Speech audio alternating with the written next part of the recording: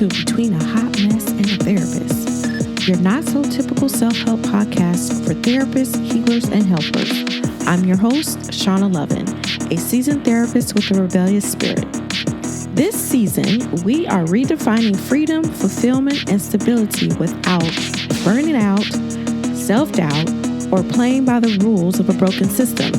We are cutting through the noise and exploring what it means to truly live life on your terms, not by what society expects of us.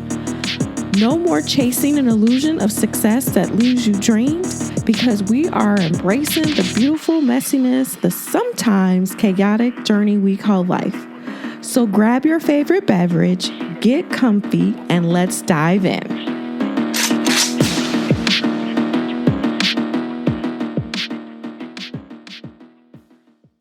Hey y'all, welcome back to another episode of Between a Hot Mess and a Therapist. Okay, what if you're not burnt out, you're actually bored? This is kind of the topic that we're going to have today. Have you ever woke up and was feeling like your life doesn't fit, but only technically it fits? Or maybe it doesn't fit at all? Like you did all the right things, but none of that hits anymore. You got all the degrees, you built the private practice, you made that Instagram look intentional. You learned all the semantics, the strategy, the soulful marketing stuff, and still you sit at your desk and you wonder if maybe, just maybe, you're not burnt out. Maybe you're just bored. And not just bored, but just so flat lined, not like in it, feeling colored, drained, nothing turns me on anymore, kind of bored. Like your spirit is whispering, I'm not tired, I'm just not lit. And that kind of boredom is dangerous, because it won't kill you in one blow. It's like this slow draining thing that happens week by week, day by day, until you look up and you recognize your own damn voice anymore. And you don't see that because it's so slow. Burnout, well, we know what that is and what to do about it. And yeah, kind of prescribe a little cookie cutter. So we know about all that. We take the sabbatical, we cancel a few sessions, we tell our clients, we're going to do some nervous system integration. We're offline. We light a little sage, maybe we take a walk. We post a story with a caption, rest is resistance. Burnout comes with a care plan. But boredom, that's the ghost that no one names, especially in this field. Because if we say that we're bored, people assume you're ungrateful, that you're not spiritual enough, that you forget your why. But wait a minute. What if your why got buried under the mountain of systems, schedules, and sacred obligations? What if the reason everything feels so damn flat is because you've been doing the same shit in a different sweater for the last 5 years, 10 years, or maybe even 20 years? The same packages, the same talking points, the same safe version of you that gets this applause but doesn't feel alive anymore. So let's name it.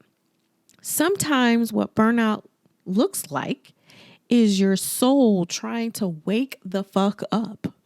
Not because you're doing too much, but because you're doing the wrong things for the right reasons.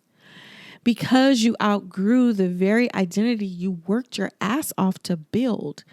And no amount of calendaring, therapy, or integration breaks can touch that kind of ache. Because this isn't about overworking. It's about underfeeling, underdreaming, undercreating. This is the part that no one talks about. You can love your clients, be good at your work, and have referrals out the damn door, but still feel completely disengaged from your own life. You can be full and empty all at the same time. You can be booked out and bored stiff. You can be making an impact, but craving some kind of escape.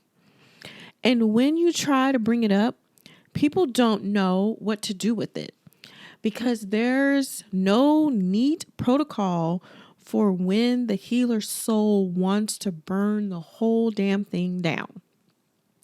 So let's go there today. This kind of boredom is a grief process because it means something in you is done. It's not in a tantrum kind of way, in a truth kind of way. The light that is trying to guide you, it's something that you know. The version of my work, this way of showing up, this performance of meaning, it's expired.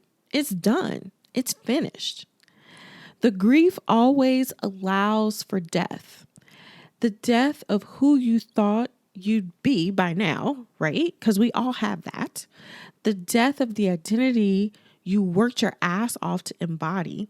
The death of the version of you that could survive on breadcrumbs of aliveness. Like, yes, those moments.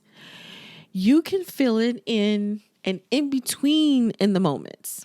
The scroll through Canva and feel like nothing matters or feel like there's those nothing moments. The re-recorded, the course, the module moments again. We keep doing that. I know this helps people because why doesn't it touch me anymore in those moments? Think about those kind of moments. And here's the kicker. Most people will tell you to fix it with productivity, have a better business plan, and refresh your office suite. Try a membership model and more passive income. Nah, that ain't it. What do you actually really need? We need to make a fucking bonfire and blow that shit up. A full identity funeral for the healer you no longer are. Because you're not burnt out. You're done pretending this version of success is satisfying. This isn't a part of with clear answers come. Like we don't have that. This is the space that is in between. The uncomfortable nowhere between the what was and the what's next kind of space. Yes, you still show up. Yes, you still hold space, especially for others. Yes, you still need to pay the bills. Yes, you still need to put food on the table. But every day, a quiet part of you is whispering, something's got to give. And the problem is you can't name what you want yet because you don't really know. You just know that where you are is not right and you need to do something about that. You just know that this is not what you want. You know what work that turns you on again, but you also know what turns you off. That makes your body say, I need a resounding yes to move forward. That doesn't feel like a well-oiled machine, but an actual living expansion of your soul. But getting there means letting go of the parts of your identity that made you feel safe in your body. The expert, the space holder, the one who never rocks the boat. It means shedding the systems that once protected you, but now they just trap you in. It means letting your business feel like a garden, not like a factory line.